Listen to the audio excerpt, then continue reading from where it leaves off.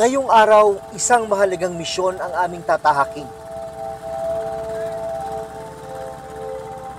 Pakay kong hanapin at kumustahin ang mga mangisdang dati kong nakasama 6 na taon na nakararaan sa Scarborough Shoal o Baho de Masinloc.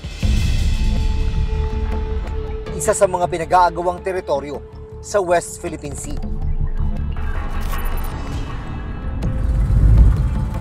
Sakay ng malaking bangka, sinamahan namin noong 2018 ang grupo nina Delphine at Kapitan Romel sa pagpalaot nila sa Scarborough Shoal. 124 nautical miles lang ang layo nito mula sa Masinloc, Zambales. Pasok sa 200 nautical mile Exclusive Economic Zone o EEZ ng Pilipinas. Mga barko at speedboat ng China Coast Guard ang aming inabutan. Ang isang speedboat nilapitan ng aming bangka. Talaga Masinloc, karahatay lang namin. Ang kanilang pakay, manguha ng mga bagong huling isda. We have bread. You want bread? What do you want? Snowfish. Fish! Fish! Fish! Sa isang video na nakuha ng reporters ng Utbok, makikita ang ilang Chinese Coast Guard na sumampa sa bangka ng mga Pilipinong mangingisda. Isa-isa nilang pinili at pinuno ng magagandang klase ng isda ang kanilang banyera. Labag man sa loob nila ang pangunguha ng China Coast Guard, wala naman daw silang magawa. Para kaming magnanakaw sa sarili nating karagatan. Pero mas may malala pa pala silang sinapit sa kamay ng China Coast Guard. Dahil si Mang Delphine, pinsan ng ninakawan at sinaktan ng mga dayuhan. Ayaw ko sanang ibigay dahil naamarang sa pamilya ko.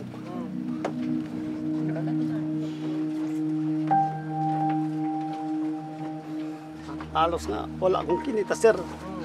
Ito, sa Scarborough, umuwi kami luhaan. We are carrying out a routine patrol under the sea area of the People's Republic of China. This is a traditional fishing ground, right? Makalipas ang 6 na taon, may nagbago ba sa kanilang mga buhay?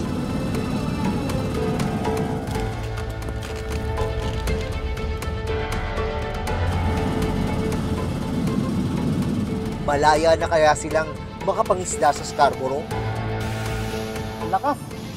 Lakas ng pressure niya.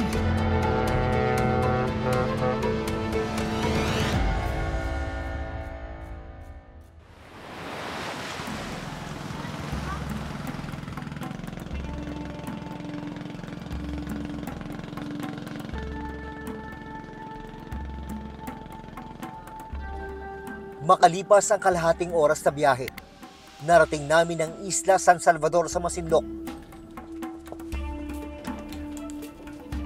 Sa may Pampang, nakita ko ang ilang pamilyar na mukha. Sila ang mga mangisdang sina Ronnie, Eddie at kapatid ni Delphine na si Ernie. Kumusta yung mga kasama natin doon? Ang iba naman, sir, okay naman. Pero ang iba din po, may nararamdaman ng iba.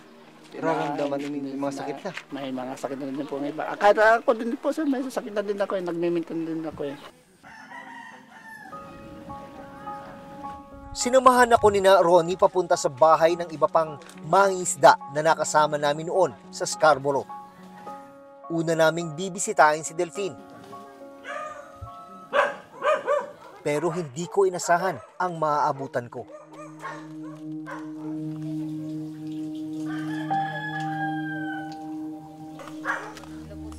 Si Delphine, ano?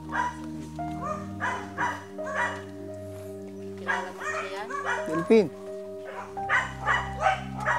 Ang dating malakas at masiglang nakasama namin sa pangingisda.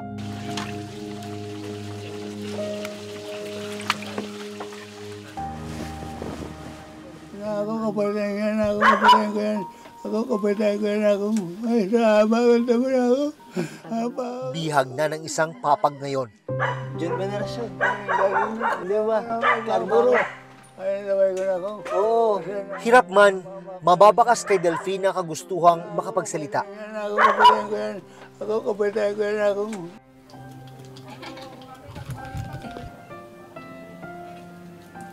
Ako wala na. Naalala mo yan. Tingnan mo. Tingnan mo. Wow! Unang pitik. Oh. Unang pitik. Huli agad. Sino yan? Hindi ka pala yan, oh. Ikaw yan. Salamat. Lakas-lakas mo pa dito. Wala na. Tagal na daw po. Kwento ng asawa ni Delphine na si Gigi, taong 2020, nang atakihin sa puso si Delphine. Sumama po siya lumaot. Nang bababa na daw po siya, bigla na lang po daw siyang natumba. Na-stroke na po. Hindi Kaya ko po nagkaganyan na siya. Opo. Hindi ko na siya makausap. Kala ko po, mawawala na din po siya ng araw na yun. Napating na naman daw sa Rural Health Unit o RHU ng Masinloc si Delphine. Pero hindi nabubuti ang kanyang lagay. Hirap na siyang makapagsalita. Nakabaluktot ang kanang kamay. At madalas nananakit ang kanang hita. Hindi na rin siya makalakad. Mula noon, hindi na raw muling nakabalik sa Scarborough si Delphine. Isa sa sinisisi ni Gigi sa nangyari sa asawa, ang mga naranasang harassment sa Scarborough Shoal. Ayaw ko sanang ibigay. Dahil naaawaran ako sa pamilya ko.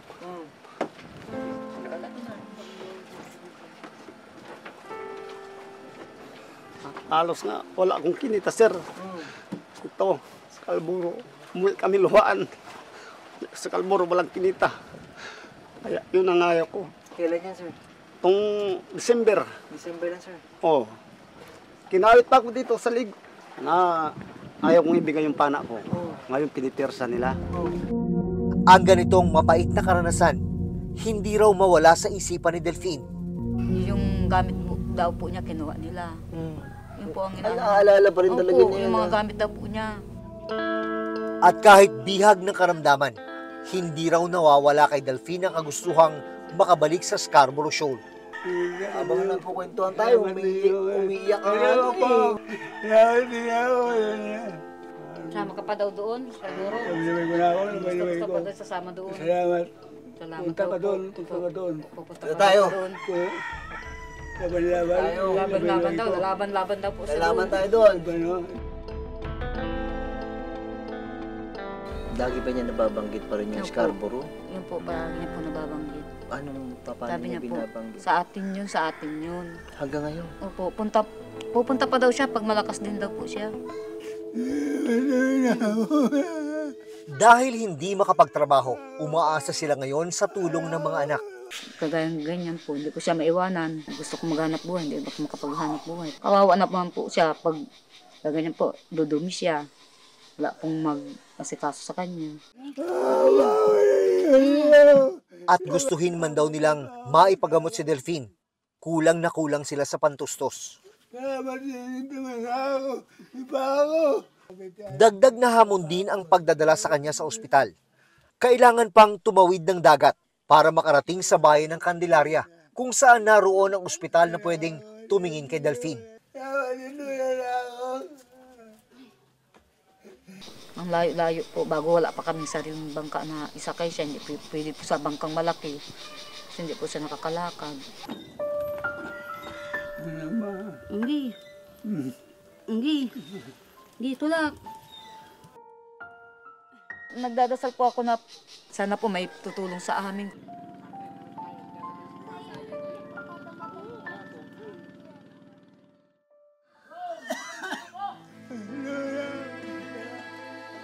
Kinabukasan, naabutan naming umiiyak at idinadaing Delphine ang pananakit ng kanang hita at paa. Asal pa ako. Utang pa ako. Mula. Kung saan po, paggabi yan, umiiyak. Talagang sakit daw yung paa niya, kamay niya. At daw masakit. Kaya agad kaming nakipag-ugnayan sa health worker ng barangay San Salvador at lokal na pamahalaan ng Masinloc para matulungan si Delphine.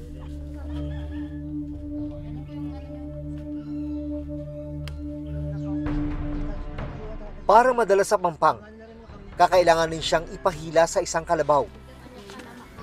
Mama, sabi nila.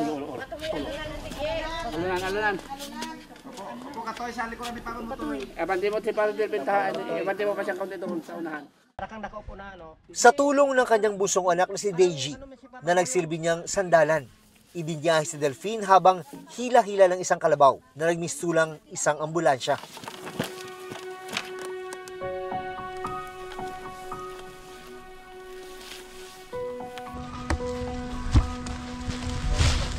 Hirap na nga sa kanyang kondisyon.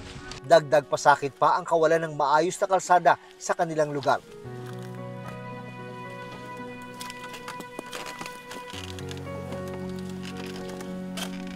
Pero para sa pamilya ni Delphine, ito raw ang pinakahihintay nilang pagkakataon.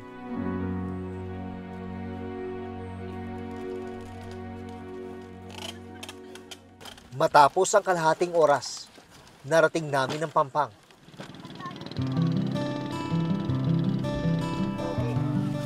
Pinagtulong-tulungan siyang isakay sa isang bangka.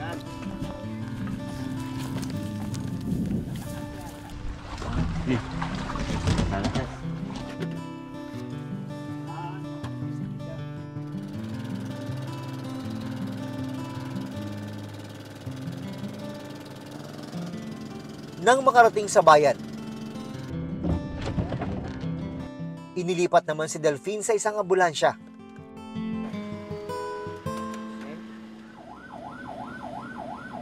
Hindi nagtagal, narating namin ang ospital. Makalipas ang 4 na taon, sa wakas, matitignan ng espesyalista si Delphine. Ano ang matutuklasan sa kanyang kondisyon? May pag-asa pa kaya siyang gumaling? Ang gagawin po natin po, itataas ko po itong kamay nyo, ha? Walang problema. Subukan nyo nga pong igalaw to. Yan. Sige po. Subukan igalaw. Taas, taas. Yan. Pero masakit po ito tayo, no? Sumasakit, no?